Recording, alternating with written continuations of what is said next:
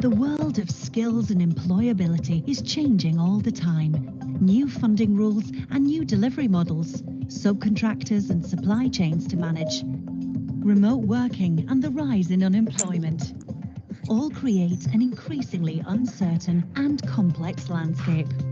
And managing all that information in lots of different places can leave you feeling a little out of sync.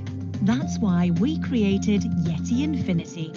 More than 35 years in the making, Yeti Infinity combines all the best bits of our management information software with the power of new productivity tools for your whole team to put you in control of your universe. Yeti Infinity is your central hub for managing multiple people, looking after your data, keeping track of client conversations and controlling your communications, all in one place, that you can access anytime, anywhere, from any platform or device, keeping the whole team connected and your service users on track. What's more, we know that every organisation is different. That's why Yeti Infinity is designed to be scalable and flexible, so you can build a solution to fit your world, choosing all the blocks you need, saving you money as well as time. Plus, Yeti Infinity is easy to use and simple to set up for the whole team. You see, we've been around since 1984, the first of our kind, building helpful products and software for people like you to keep track of your service users. Over the last 35 years, we've responded to every big shift in education, policy, and technology to make sure our products are simple, secure, reliable, and efficient. Today, thousands of users trust us to do the technical bit so they can do what they do best. So let us get your world in balance and be best in class for your service users with Yeti Infinity.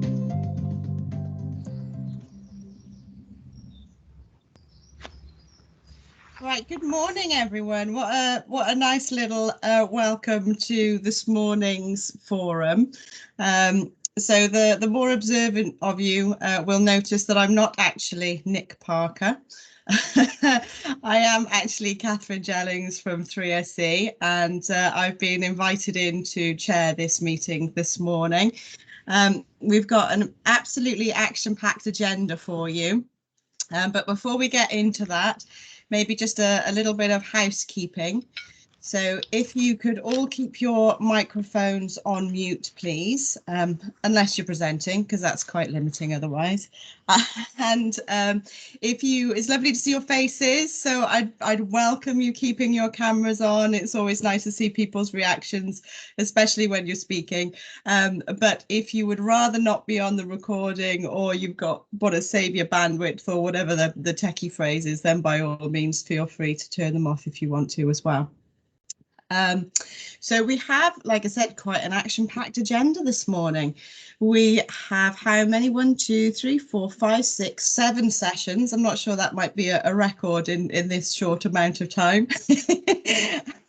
And we'll be hearing from Elizabeth Armstrong, followed by Paul Dunvey, Gareth Snaith, Katie Goddard, Jessica Bartingdale, Emma Cook, and then Elizabeth Taylor, last but not least, obviously. So if the speakers could just bear in mind that running order. If the speakers could also make sure that you keep yourselves to sort of five minutes a piece, then we'll stop and have 2 minutes of questions for each speaker, and then also kind of an end discussion as well if there's enough time there. We are looking for lots of contributions. This meeting is here to encourage informal discussion around programmes, partnerships, and particularly how they're working locally and the challenges that they bring. So, you know, we really welcome contributions from everyone on the meeting this morning. Okay, does that sound all right with anyone? Any questions? No?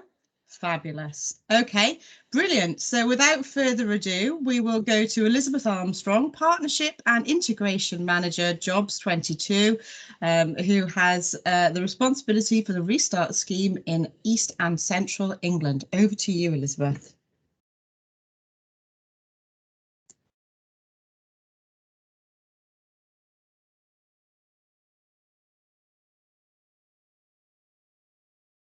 We might have you on mute, Elizabeth.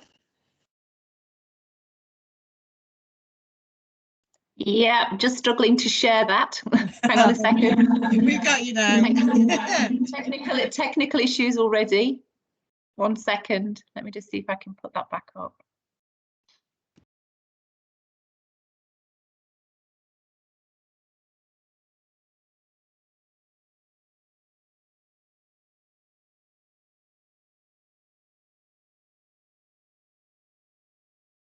No, still struggling. Hang on. Can everybody see that or not? Yes. Okay, because I can't see anybody now. Okay, so just letting you know that I can't actually see anyone now because I've got this up. Okay, as long as you can see that. And is it in slideshow mode? It's not at the moment. No, I can't. I'm really sorry, but I can't get it to go into slideshow mode. So you're just going to have to bear with me on this one. Okay, so morning everybody. My name's Liz Armstrong. I work for Jobs 22 as their partnership and integration lead for the East Central region. So I'm just going to flick through these slides, which are available and will be distributed to you after this event. So a little bit about us, Jobs 22, a joint venture which has been specifically set up for the CARES framework actually. So for the CARES framework, we've got Angus Knight Group and Catch 22 who formed a joint venture.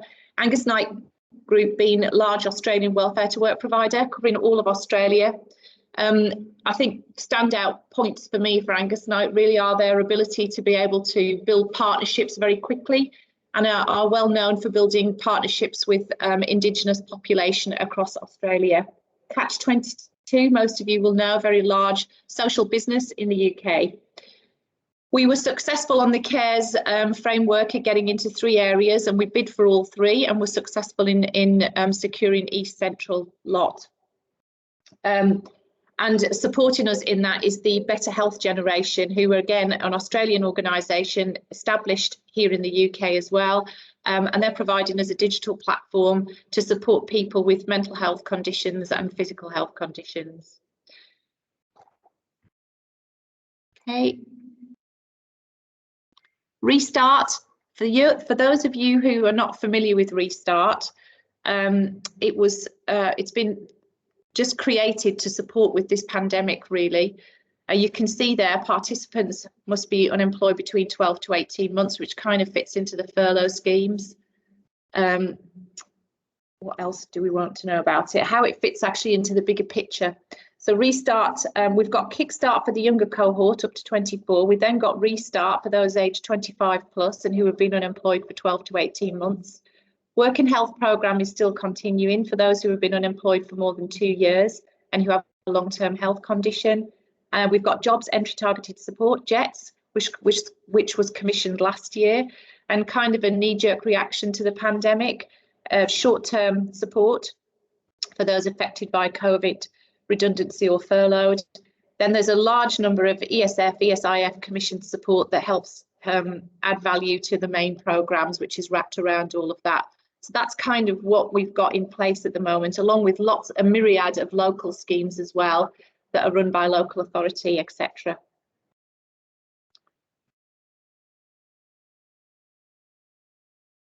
So this is what we have been asked to do over the sort of the next few years.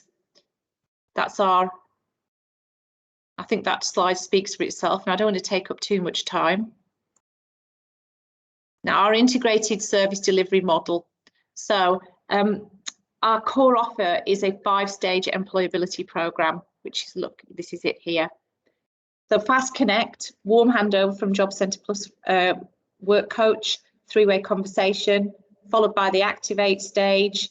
Participant has their first meeting with the employment coach. This is where the diagnostic assessment takes place. Within 2 days of them being referred and the action plan is set up.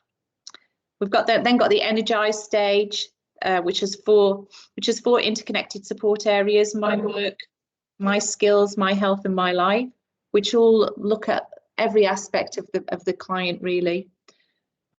And participant has got additional benefits such as access to our bespoke employment centre app, which will increase accessibility and speed of progression.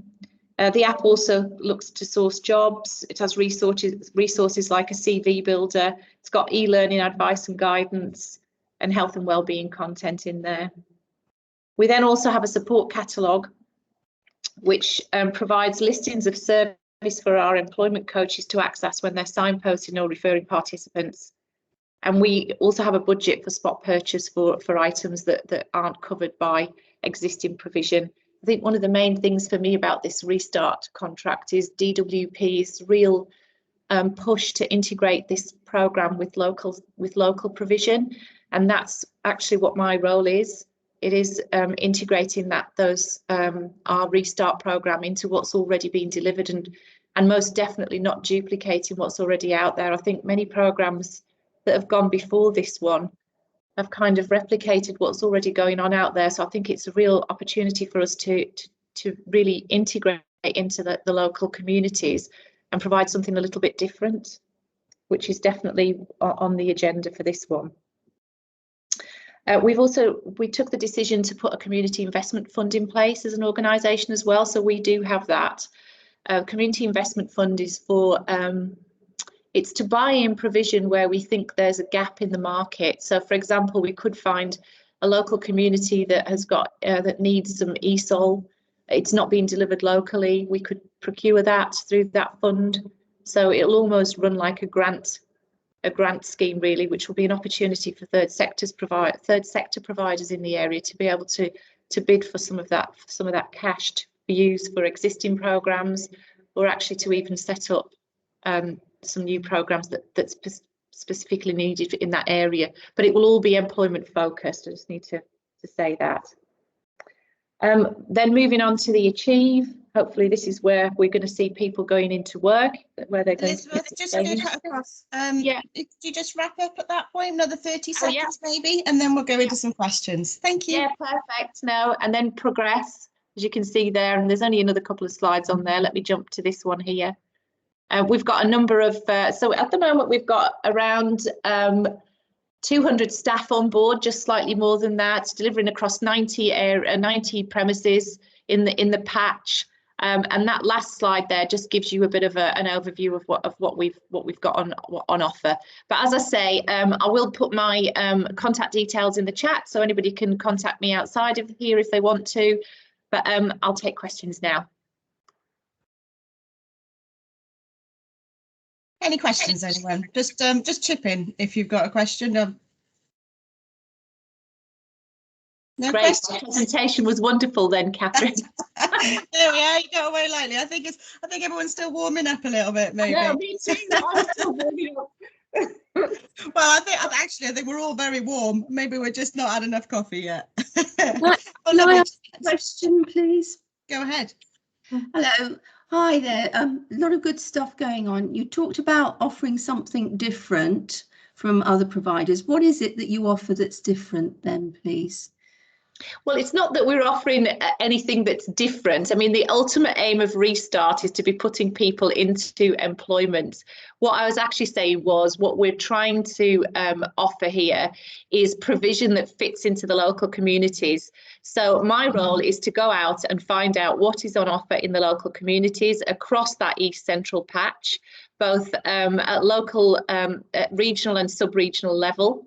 Wherever that's been delivered, and try and fit our Restart programme in with that. So this isn't about, there's always a difficulty with referrals, but our referrals can only come from Job Centre Plus, so we're not going to be going out and looking to look for referrals outside of that.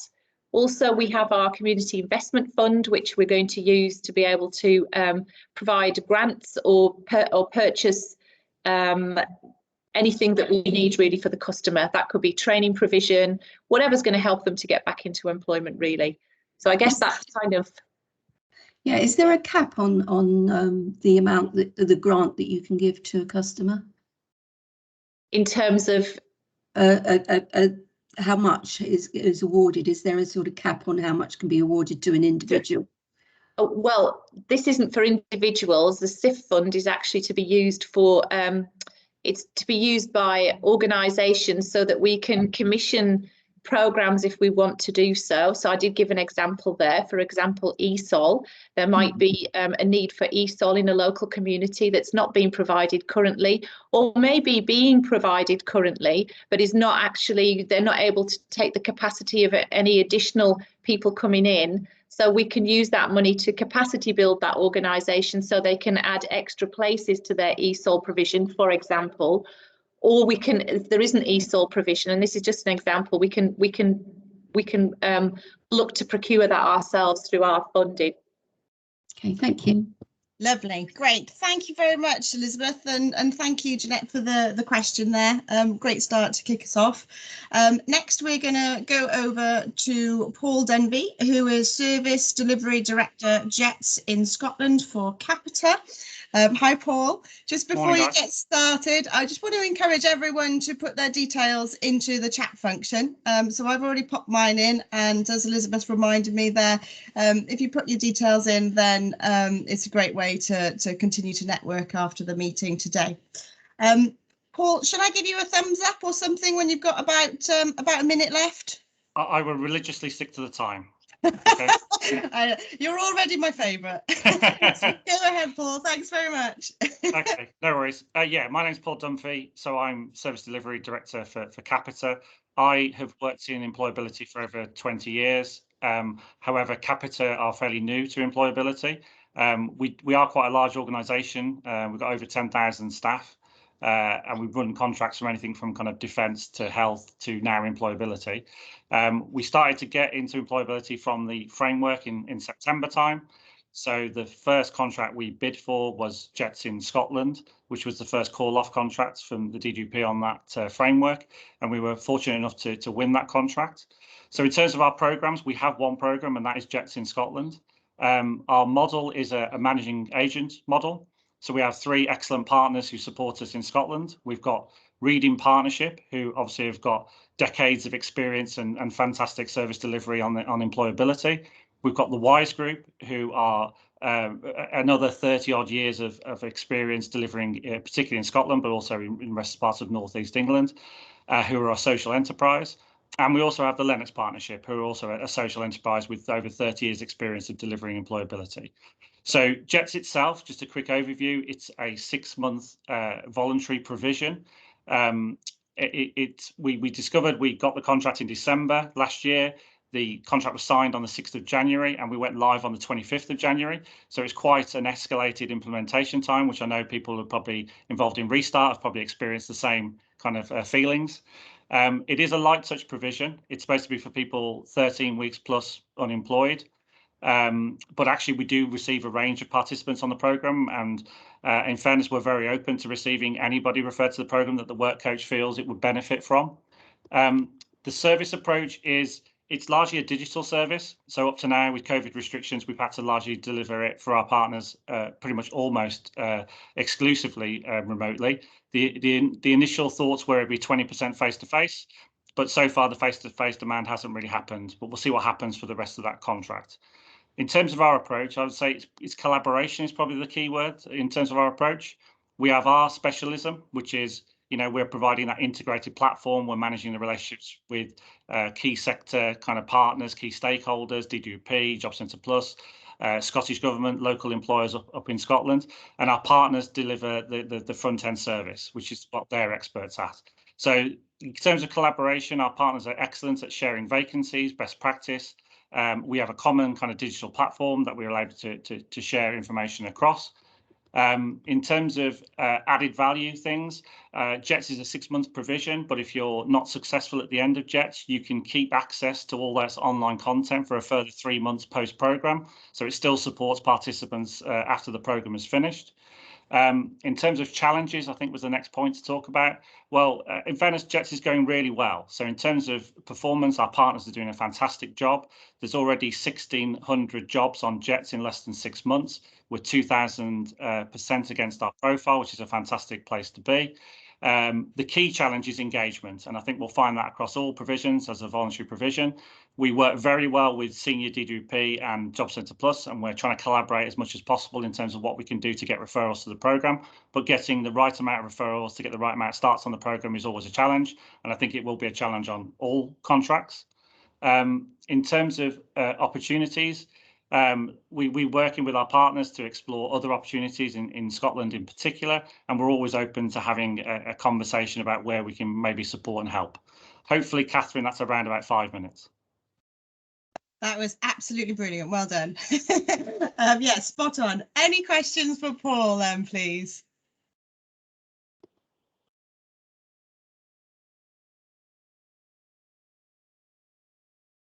None?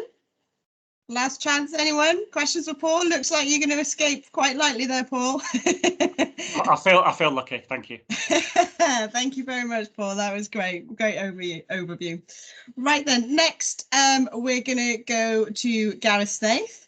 And the observant of you will also notice that we share the background in common, and Gareth is my colleague at 3SE, my wonderful colleague at 3SE, I should say.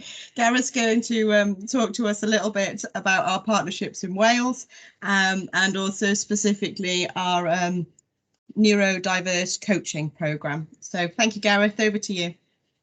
Thank you. I'm just going to start my 5-minute timer. Boom. There we are. I'm with the boss on the call. Obviously, I can't get any of this wrong, can I? I'll be corrected very quickly. So yeah, I'm Gareth Snaith. I'm the contract performance manager for 3SE. I've been with 3SE now for 7.5 years-ish. Broadly speaking, 3SE work with primarily third sector partners to deliver nationwide government contracts.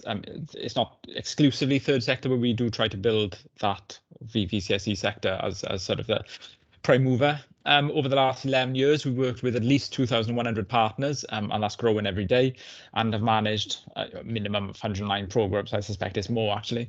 At the moment, though, our two biggest programs are our neurodiverse strategy coaching program, which is mine and is clearly the best, and our Greater London Authority parental employment program, which is managed by my colleague Paul, which is sort of brand new, and the reason he's not on his call is he's working flat out on that one. It's really exciting. So I manage the neurodiverse contract. Basically, that delivers work-based coaching to those who may have a neurodiverse condition, although a clinical diagnosis is not mandatory, and people can self-refer, and sometimes people don't have anything that suggests they're neurodiverse. Referrals can either be made privately, but more often they come from an access to work assessment. We've got 12 partners currently nationally. This is growing. Initially, we had just Wales, but we've expanded at a rate of knots, which is a really nice problem to have. We're currently in year 2. We've had the continual extensions, and it's grown to the point where we're looking to liaise with universities now to assist them with the commission of new studies and research, purely because of the experience and the data and the information that we have as a result of our live work in the field. That's always evolving. So ultimately, the approach being taken is one that's open and honest. It focuses on a supportive approach. If people aren't achieving, whether that's my partners or whether it's customers, then it's support that's needed rather than censure. Sometimes the KPIs might need amendment or questioning, and we work really closely with the Commissioner and the Prime to actually raise questions about this. If you're not hitting a KPI, is it relevant? No, that's not something where we've had a problem with, but it's an example of sort of that partnership approach that works both upstream and downstream. As I said, we've expanded out of Wales, and our customers are all over the UK. At the moment, delivery is virtual, but in order to ensure that localization, we still try to assign coaches from the locality to ensure that the employment and demographic awareness is spot on there, that they might know the employers, and that accents are intelligible. So when you have a strong accent like mine, sometimes people will be like, what? So I'm hoping that's not a problem now on this. One of the things we've done as well is design a bespoke portal from the ground. So there's no Microsoft CRM thing that's been altered. This is something we've designed very specifically for this contract, ensuring live management and live reporting. Our Commissioner and the Prime can log in any time and see where the contract is performance-wise. And we're constantly, if we don't wait for the monthly meetings, so it's constant discussion, constant dialogue between the three of us. So all the approach that that allows us to free up admin time, right? That portal allows us to free up all this admin time, which means that I get to spend the time with the coaches talking about individual customers rather than top level caseload performance percentages. It's individual customers, individual problems, and ensuring that the provision is really personalized, really bespoke. So yeah, we've been able to evolve that delivery. So that's brilliant. I've just got a thumbs up. Is that a minute or 30 seconds or what? A minute, oh dear. Yeah, so the portal frees up that admin time. That means that the feedback is brilliant. Like it is, I would say this, but it literally is. It's incredible. It's almost exclusively positive, and even where it's not 100% positive, it's more of a constructive criticism. So yeah, it's allowed me to evolve the delivery and constantly rewrite our operations manual, because there's always something we go, actually that can be a bit better, that can be tweaked, and we've been able to do that, and we can anticipate difficulties because of this dialogue we've got. So the program is expanding rapidly. There's an opportunity for anybody with experience with neurodiversity, and I think an ILM level 7 in coaching and mentoring, to drop us a line if you've got any interest whatsoever, any experience, come and have a chat with us, because even if we can't bring you on as a coach, then there'll be something that we can work together on. There'll be some sort of exchange of knowledge or partnerships there. We've also got a free membership scheme that 3SC do, and there's loads of information obviously about the GLA program in West and South London, and loads of opportunities there, but 5 minutes doesn't give me enough time to waffle on about that. So what I'll do is I'll drop some links into the chat for everybody to email me later or ask me questions now. Thank you, Gareth. That was brilliant. You're 7 seconds over. That's great. Any questions for Gareth, anyone?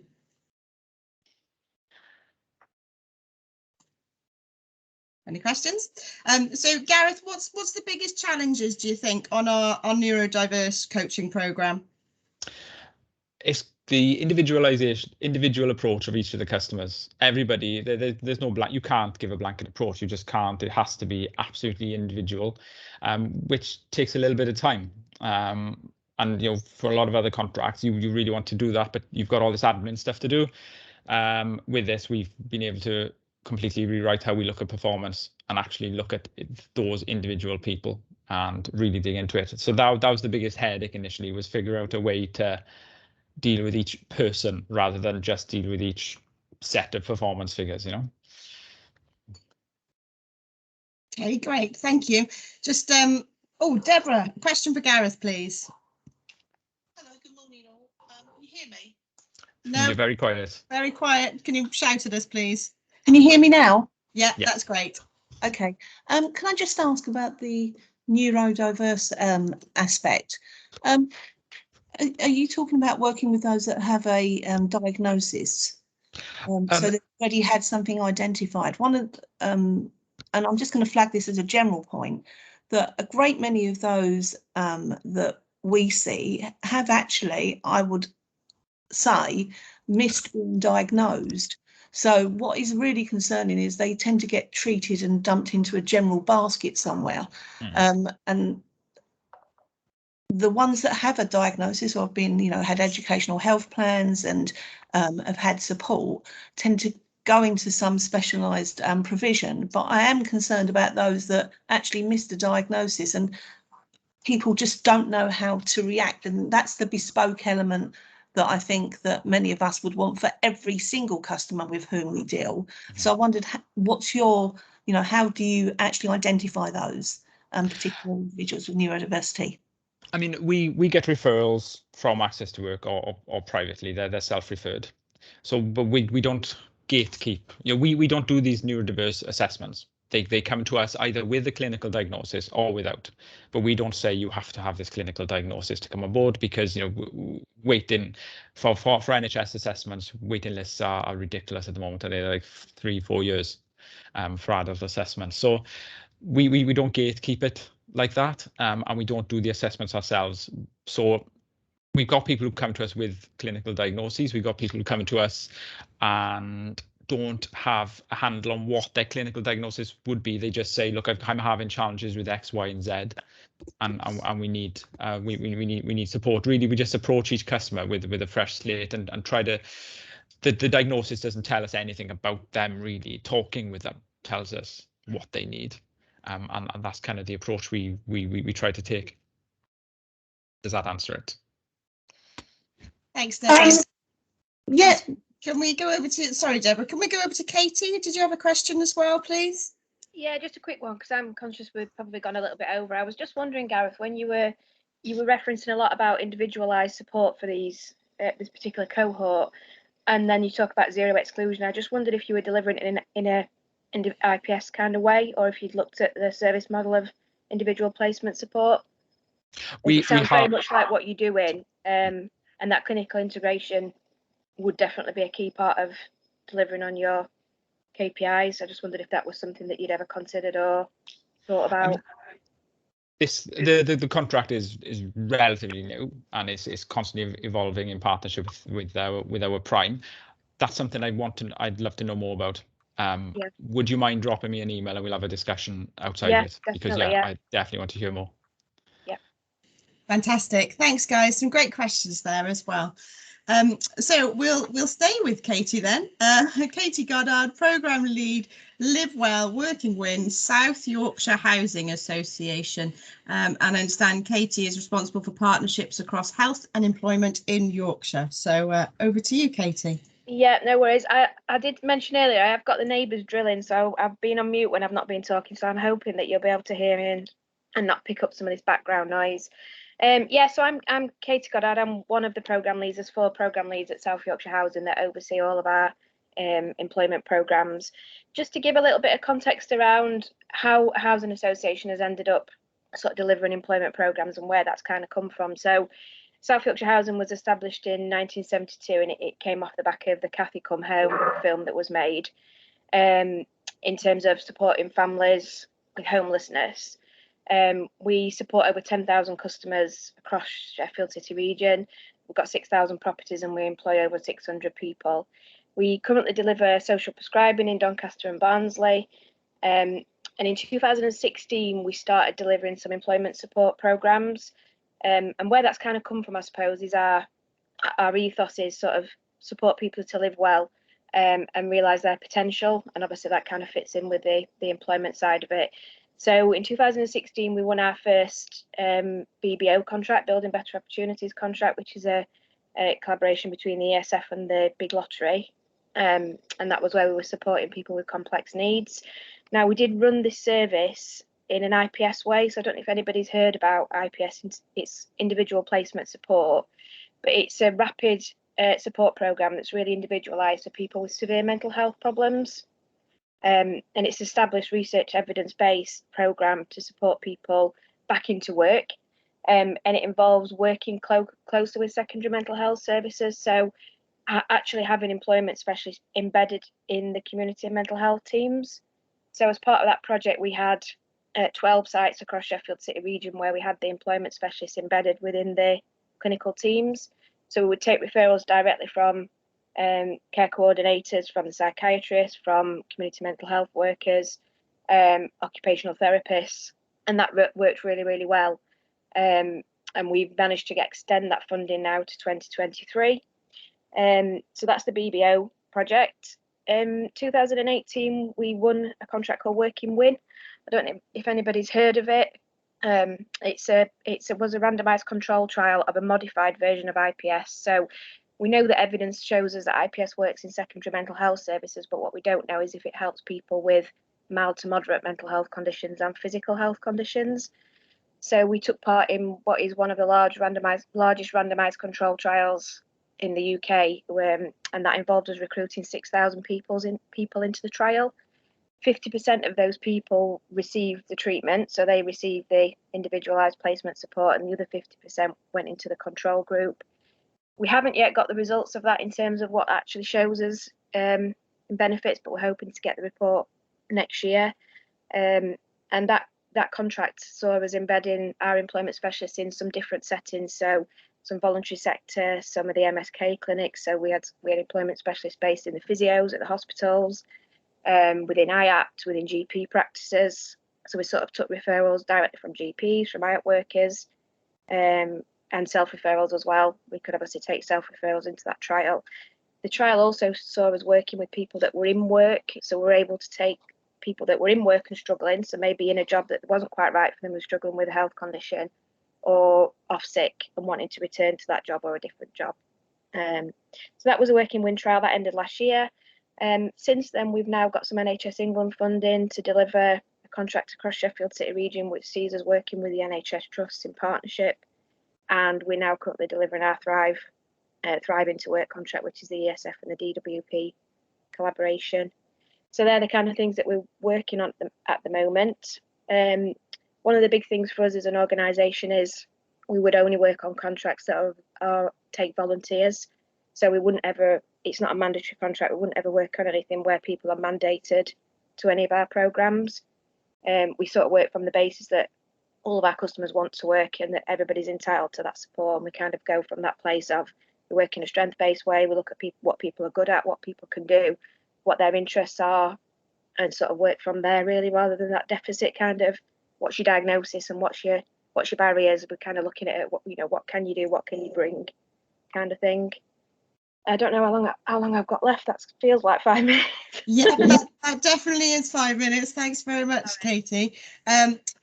Yeah, so I'd like to open up questions to the floor then, please. Anyone questions for Katie? So I'll kick us off then. Katie, you mentioned working with NHS funding. Can you tell us a little bit more about that and how you came to source that? Because obviously, I think NHS funding is something that is notoriously difficult to come by. And I know certainly from my own experience that supporting programmes around employment and health can be quite tricky. So yeah, something around that would be really helpful, please. Yeah.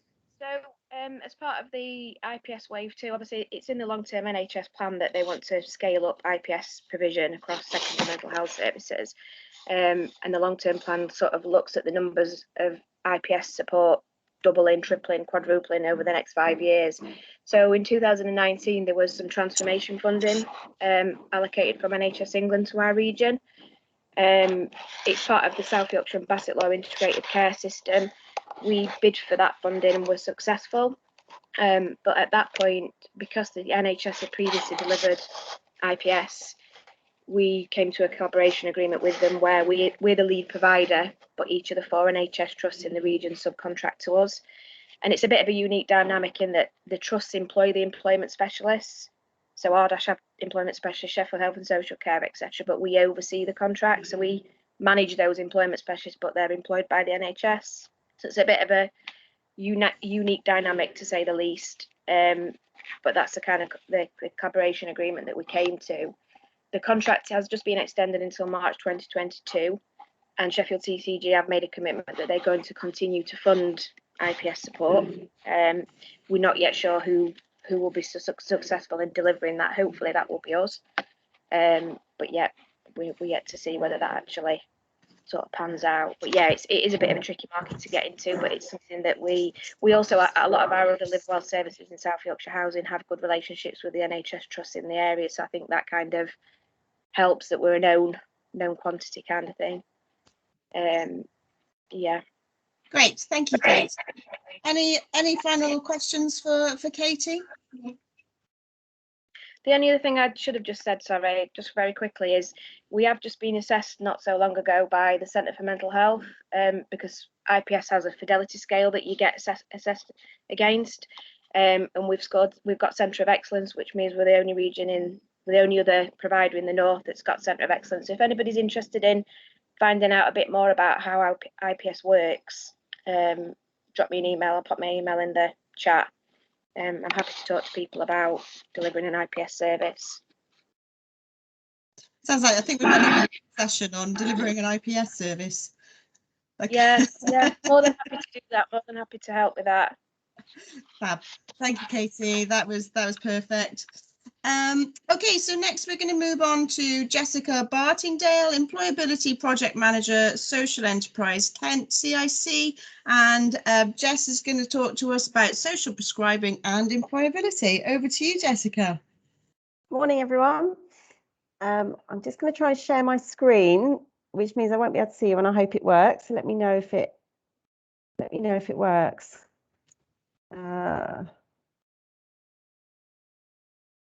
Can you all see that? Not at the moment. Oh.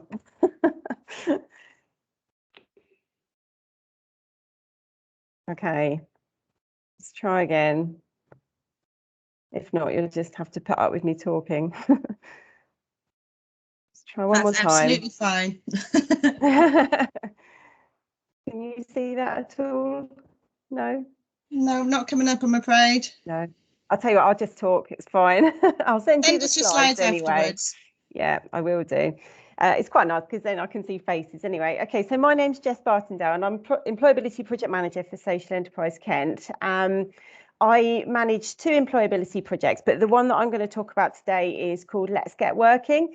And so Let's Get Working was set up back in 2017 as part of a partnership with Sussex Community Development Association, and they're our lead, Royal British Legion Industries, and also Social Enterprise Kent. So we cover basically the southeast region of England, just about kind of East Sussex, and then the whole of Kent. It was set up as a social prescribing research project. The sort of reasoning behind it was that everybody feels better if they're in employment or if they've got the skills to go into employment. I've got a whole slide on it which you'll see, but basically it's you know, it's not news to anyone that if you've got employment, then you've generally got more money, you feel better about yourself, you look after yourself. It has a massive positive benefit on your physical and your mental health, and there's loads of evidence to back that up as well. It's also very self-perpetuating, so when you're in employment, it's easier to get other employment. You're a good role model for families, so it really not only affects yourself and how you are, but it also affects families, wider communities. So it has this sort of massive positive benefit on everybody and on the economy, obviously, as well. So the project was set up to think, well, actually, people that are presenting to doctors' surgeries, to the healthcare profession, really, a lot of the time, actually, what they need is some social prescribing, hence why in place, obviously, across the country, we've got social prescribing link workers as a kind of a model that's set up. So, but employability is such a key part of that. So Let's Get Working, as I say, being set up as a social prescribing research project, actively seeks to encourage referrals from the healthcare profession. So the project is aimed at people 16 plus, with a very wide variety of self-diagnosed health conditions. And people can self-refer into the project, but we particularly actively encourage referrals from doctors, neuropsychology, physiotherapy, speech and language, and obviously social prescribing link workers, anybody else that's sort of working in the healthcare profession who has identified somebody that would benefit from employability support can send those people to us. And we work with them in a really holistic way, looking at all aspects of their life, usually before we even touch on employability. So it is really helping people to identify what their barriers are, how they can overcome those barriers, feel positive about going back into the world of work, unpicking complications so they can supporting them to access other services as well. And we would quite often, if need be, go with them to those other services to help them make that link. It's incredibly flexible. The nature of the people that we work with, it has to be completely flexible. So we work with people with neurodiverse conditions. We work with people with very physical conditions, so your arthritis, your fibromyalgia, just incredibly broad, really. And it's a very lovely project to work with. But what I wanted to particularly talk about is the way that we're trying to link social prescribing and employability. So we are seeking to work in partnership with the people that refer into the project. Now, this isn't always the case, and this doesn't have to be the case. But what we found is when you link up the medical profession, the healthcare sector, and employability, to give us as the employability expertise and the knowledge of a person's medical background, capabilities, limitations, the path that then that person goes on, the journey that goes on is massively increased in terms of the positive benefits that come out of that person, because it gives us that understanding as to how we can create that fantastic bespoke journey for that individual. We've got some really excellent case studies of that, which I can share with you as well. But the challenges that we're really facing is how can we kind of bring employability to the forefront of people's minds when we're talking about social prescribing, and also how can we persuade referrers to sort of buy into that partnership. And it's just worth noting that it's not a 50-50 partnership necessarily. It can be, you know, 90% us, but if they could just give 10%, so just a small amount of time to help us understand a person's sort of medical background and where they're coming from, the benefits of that are absolutely enormous. And I'd be really interested in sort of linking it up with anybody on this forum who wants to sort of discuss that further. I think that's it. Thank you for listening. Thank you, Jessica. That was really interesting. So I'm before I throw it out to other people, I'm also interested to understand how you've actually managed to crack the health professionals. Notoriously difficult to get referrals from. So do you want to tell us a little bit about that, maybe, please? I've just been very, very persistent, really. We've just managed to, we've contacted all of the healthcare professionals, or as many as we can, there's a lot obviously, and gone and where we've had opportunities, gone and done presentations to teams. So we started off with the neuropsychology team at Kent and Canterbury Hospital. We went and did a big presentation to them back in early 2018. We had buy-in from them, so they were then referring, so that we were then able to start to get some case studies together as to how we can work in partnership with those guys, and they've been a real fantastic support to us. And we've sort of rolled out that same model really about me going in and with my team and doing those kind of presentations. So it's trying to sort of help find what makes them tick as well, to say, well, actually, if this is what you're struggling with in terms of the people that you're seeing, your patients, actually, this is how we can support with that in terms of their sort of life skills, employability, social connections, and all the rest of it. Yeah, and it has worked, but it is a challenge. We work a lot with job centres, and we get, but particularly with the disability employment advisors and the leads in those areas. So they're, if you like, our more regular referrals, but we probably get, I'd say, 4 referrals a week, maybe, from a healthcare profession. So yeah, it's been a model that's been really good, but it is slow to roll out. I do completely agree with you. Yes, I bet it is. Hey, Katie, do you want to ask a question there? Yeah, I did. Sorry, Jessica. Actually, Catherine asked the question about how you've managed to link in with healthcare professionals, because that's obviously something we've been doing, and it sounds like you've done kind of similar things to us. So I was just going to see if there's anything additional that you were going to add. The only other thing I would probably say in answer to that other person's question, sorry to hijack a little bit, but we found that actually employing healthcare professionals helps as well. So we've got a counsellor, an occupational therapist, we've got a physio. So if we go to a meeting with a set of physios, for example, we send our, so it kind of gets that little bit of extra, I wouldn't say respect, because I wouldn't like to say that they don't necessarily respect people from employment services, but I think it gives us a bit of additional, they're on the kind of same level, and they understand the barriers that they may have to referring. So actually it kind of gives us a bit of buy-in. So but Jessica, I'd definitely be interested in linking in with the social prescribing. I mean, Let's Get Work is a building better opportunities project. So we're quite limited with the structure of that. So it's European Social Fund and National Lottery Community Fund, as somebody else I think mentioned earlier on. That's what we're delivering, so I know exactly about this. Yeah. So but that's why we can't employ, we just don't have that, we don't have the capacity to do that. But yeah, I definitely agree, if you can kind of link in with those people, get sort of some people on your side, then they're a massive asset. I completely agree. I think if we could employ it, it'd be great. Great, thank you. Deborah, you got one last question there for Jessica, please? Yeah, I have. We've had working for a housing association, so I can completely sort of, see where some of the others are coming from. We've had some direct referrals in from local GPs. And one of the things I found was I've actually gone and attended some of the sort of networking groups and just gone out there and said, hello, and did you know? And most of them have no idea how many organisations or even what we're doing. And when I started talking about, I'm a housing association, we've got employability, very much the well-being, and social prescribing is really underpinning a lot of what we do anyway. I know that we use the term now, but it's always been there. Absolutely, yeah. Had no idea. So I've been onto forums for the National Association for Social Prescribing, and again, I'm not sure they're really aware of all the other organisations that are supporting the activities that they're doing. So I've been on a couple of them and just said, hello, you are aware, aren't you? So I think there is a kind of some work to do, just to shout a little louder about actually what we could do. Absolutely, Deborah, I really agree with that.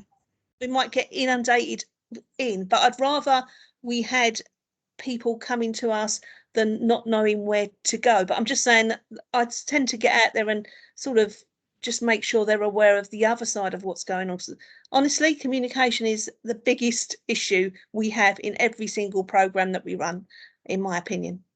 Should we, just as a suggestion, there's some obvious themes here this morning. So there's the social, prescribing and health piece. So should we aim to arrange a kind of a spin out meeting off the back of this morning? Obviously open invitation for anyone here or colleagues who'd like to attend that. And perhaps Ursa would be kind enough to facilitate, or I'm very happy to sort that out if needs be. So lovely. Okay, let's try and do that. So last but not least of our expert speakers, we've got Emma Cook, Managing Director, Cognisoft, and Emma's going to talk to us about integrating products, pitfalls and things to watch for, hints and tips. Thank you, Emma, if you want to go ahead. Thank you, Catherine.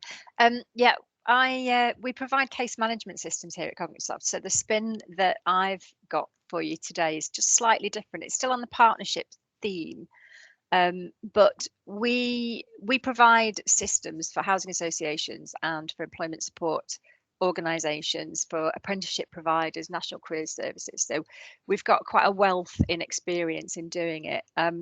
And integration comes in two forms when you think of systems.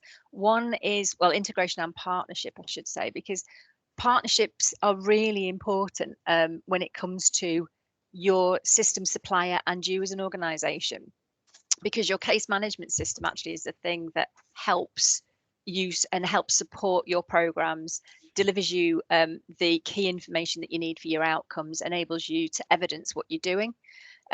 So just as a very quick example of a case study that we've got, we work with an organisation called Landau, and they are a supported employment and education charity sort of in the Shropshire, Herefordshire area. When we first started to work with them, they had a turnover of about £450,000 and they had just won a BBO contract. But they were looking to expand all the different types of contracts that they wanted to do. So when they looked for a system, they were looking for future ability of that system, not just the program they were originally looking for.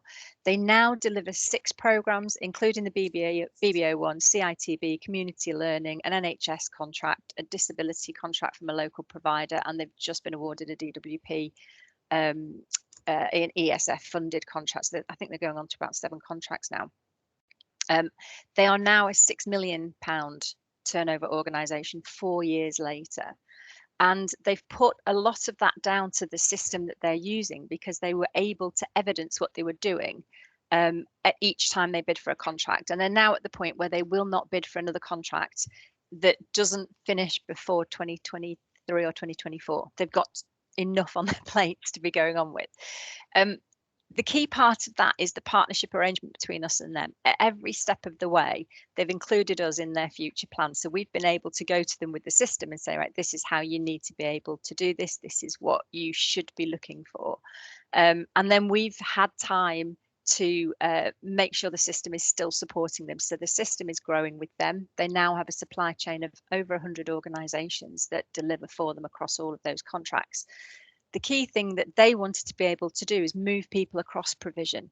So they can start a participant on a particular program and realise maybe that program isn't right for that participant, and they can move the participant across to another program, but they still have everything on the system about that participant, where they've been, what they've done.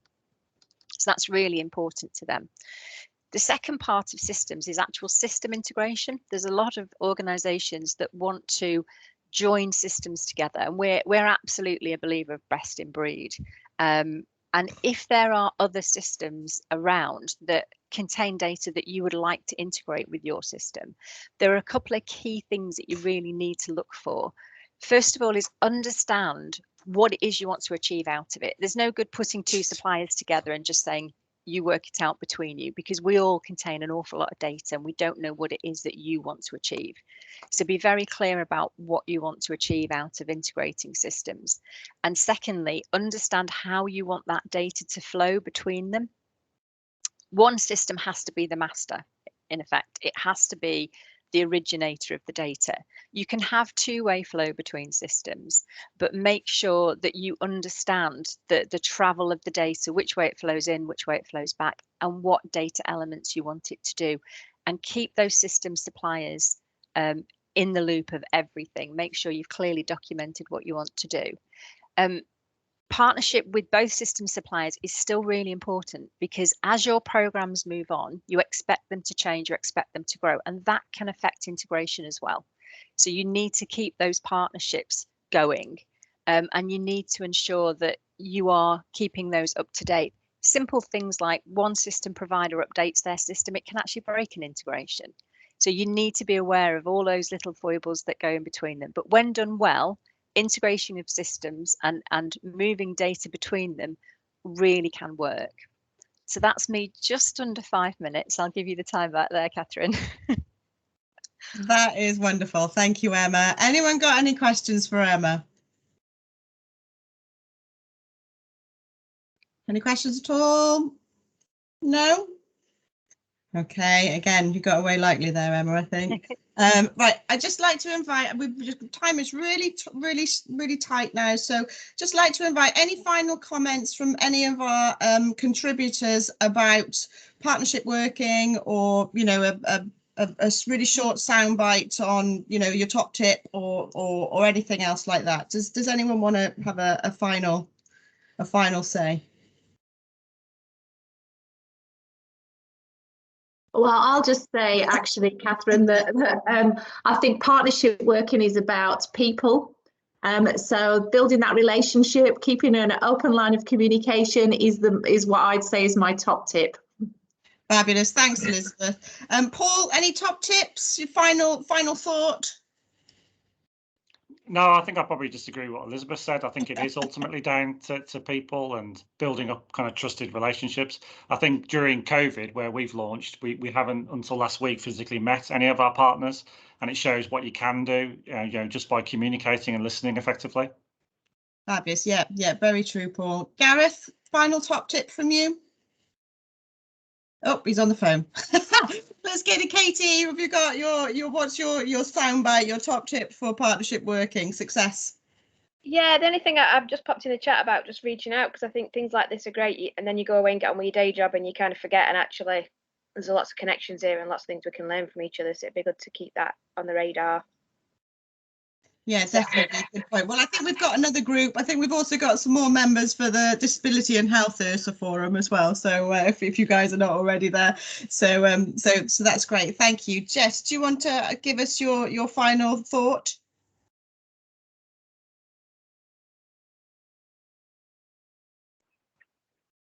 Well, on the partnership working. Yeah. You've put your tip for partnership working success. I think just mutual benefit, really.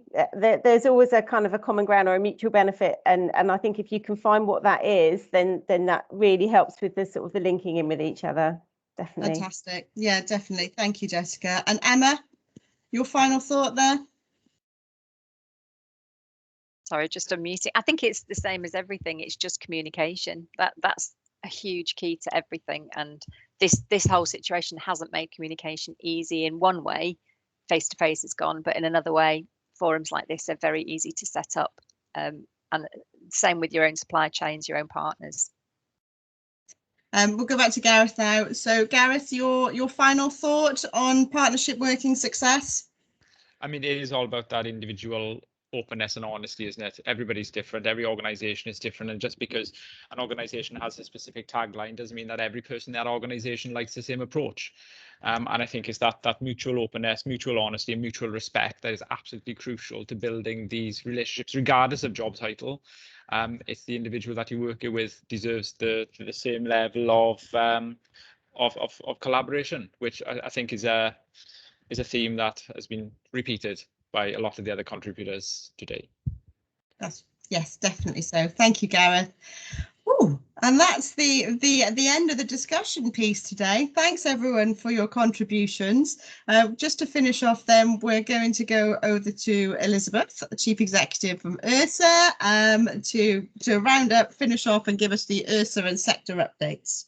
Okay, so I'll be really quick because I know it's 9:30. I think when Nick Parker suggested that the Secure Homes and Work Forum should try to do something at 8:30 in the morning, I thought, why not? You know, and he said, and it's got to be about partnerships, and it's got to be broader than the housing sector. And hope he watches the recording of this, because his vision has become reality this morning. So you know, big thanks to Nick for bringing us together. And I think one of the things that Ursa's been trying to do, going back to March 2020, is to kind of build partnerships and bring people together. And we didn't know at the outset what the pandemic would bring and what the employment support challenges would be.